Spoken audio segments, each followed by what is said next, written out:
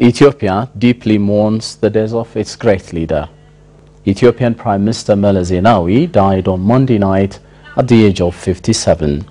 The Council of Ministers said Prime Minister Meles12341 had been receiving treatment abroad for the past 2 months. The Council of Ministers expressed deep sympathy over the death of the Prime Minister, who relentlessly worked to pull Ethiopia out of poverty and showed Ethiopians a glimmer of hope towards prosperity.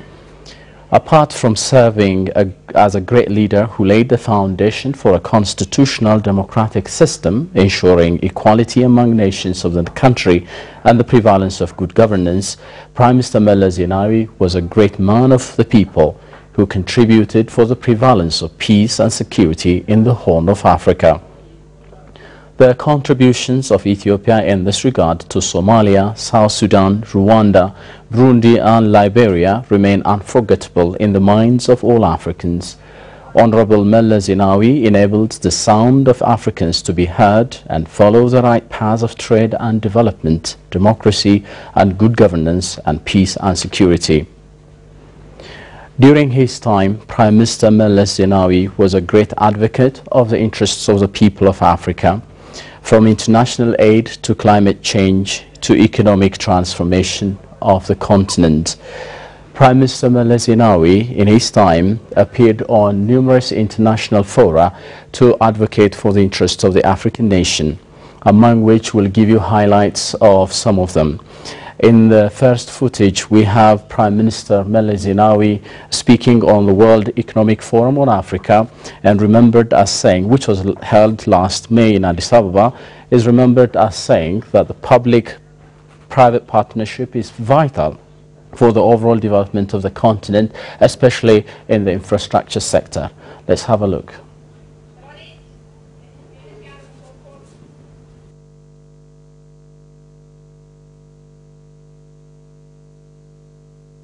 Has gone in the wrong direction.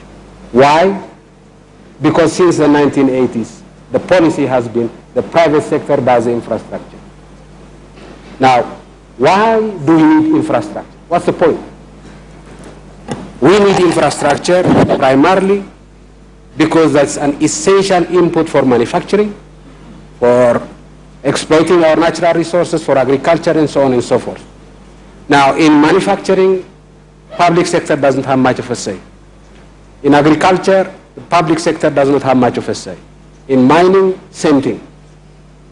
So enabling the private sector through public investment in infrastructure is not something that Africa is going to discover.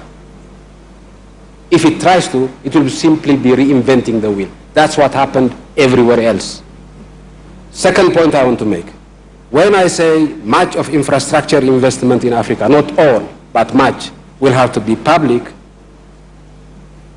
that doesn't exclude, for example, in the case of a railway, implementation of the project will probably be done by some multinational company. The wagons and locomotives will naturally be manufactured by somebody else, another private sector.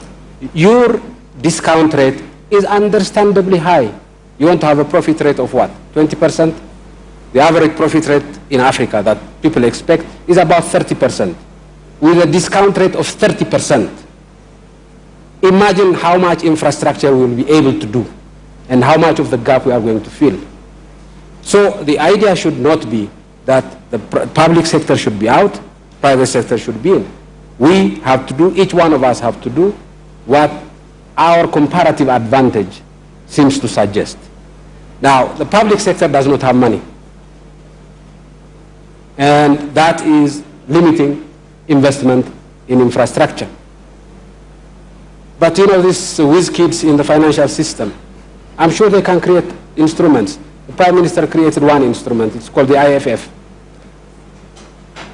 The idea was that he would commit to pay a certain amount of money for, say, 30 years for development aid.